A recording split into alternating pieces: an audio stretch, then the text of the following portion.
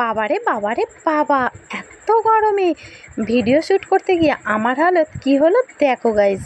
ঘেমে নিয়ে পুরো একাকার হয়ে গেল।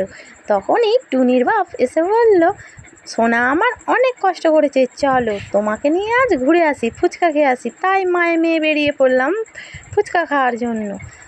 মায়ে মেয়ে নাচতে নাচতে বেরিয়ে পড়লাম কুলগাছিয়ায় ফুচকা খেতে। চলো রাস্তায় বেরিয়ে পড়েছি, সাইকেলে বসে পড়েছি, দেখো রাস্তায় যাচ্ছি। এখানে যেতে যেতে মনে হচ্ছিল এই গানটি করি, এত পথ যদি না শেষ হয় তবে কেমন হতো তুমি বলো তো। এখানে এসে মায়ে মেয়েকে দাঁড় করিয়ে দিয়ে তোমাদের দাদাভাই চলে গেল চিকেন কিনতে, বলে আজকে একটু চিকেন কিনে আসি। দেখো রেল গেটটা যখনই আসি তখন দেখি না গেট পড়ে থাকে। আজকে কিন্তু খুব ভাগ্য ভালো ছিল, আমাদের রেল গেট ওটা ছিল। ওই দেখো ওই দোকানে তোমার দাদাভাই গেছে চিকেন কিনতে। চলো আমরা তো দাঁড়িয়েই আছি, অপেক্ষা করছি যে কখনও আসবে।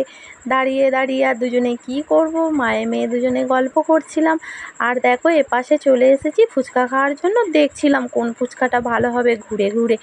চলো অ্যাটলিস্ট ওই ধারের যে ফুচকাওয়ালাটা বসে আছে ওখানেই গেলাম ফুচকা খাওয়ার জন্য।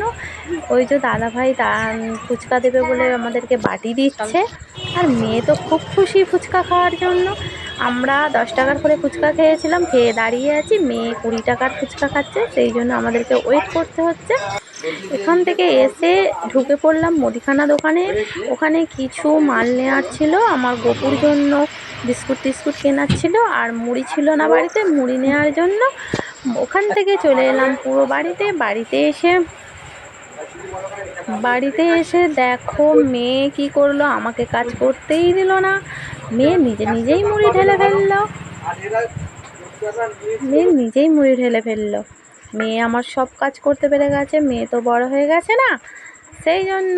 তারপরে দেখি বাবা মেয়ে কী লেখাপড়া করছে, দেখি না মেয়ে আমার ড্রয়িং করছে, আর বাবাও তার সাথে সাথে কী করছে আমি ছাতার মাথা কিচ্ছুই তো বুঝতে পারছি না। মেয়েকে বলি তোর বাবা কী করছে, বলছে আমি তো জানি না বাবা কী করছে। দেখো তোমরা আমার মেয়ে কী সুন্দর ড্রয়িং করেছে, এই যে কী এঁকেছে আমি জানি না, ওর স্যার ওটা বাড়ির কাজ দিয়েছিল, ওখান থেকে এই যে খাবার দাবার হয়ে গেছে চিকেন আর রুটি। আমরা এখন চিকেন আর রুটি খেতে থাকি।